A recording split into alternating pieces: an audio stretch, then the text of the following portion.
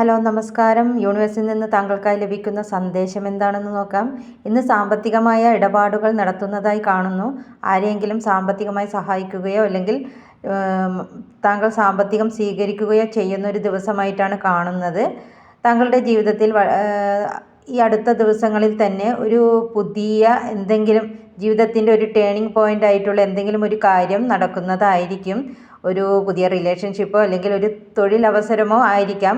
എന്തായാലും ജീവിതത്തിൻ്റെ ഒരു ടേണിംഗ് പോയിൻ്റ് നടക്കുന്ന ഈ അടുത്ത ദിവസങ്ങളിലായി താങ്കളിലേക്ക് വരുന്നതായിട്ട് കാണുന്നുണ്ട്. അതുകൊണ്ട് തന്നെ ശുഭാപ്തി വിശ്വാസം കൈവിടാതിരിക്കുക.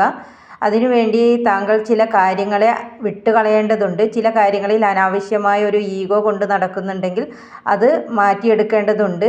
കാരണം ചില കാര്യങ്ങൾ ജീവിതത്തിൽ സംഭവിക്കുന്നതിന് വേണ്ടി ചില കാര്യങ്ങളെ വിട്ടുകളയേണ്ടത് ആവശ്യമാണ്. അതുകൊണ്ട് താങ്കളുടെ ഇപ്പോഴുള്ള ആ ഒരു മനോഭാവത്തിൽ അല്പം മാറ്റം വരുത്തുന്നത് ഉചിതമായി കാണുന്നു. Okay, thank you. Have A nice day.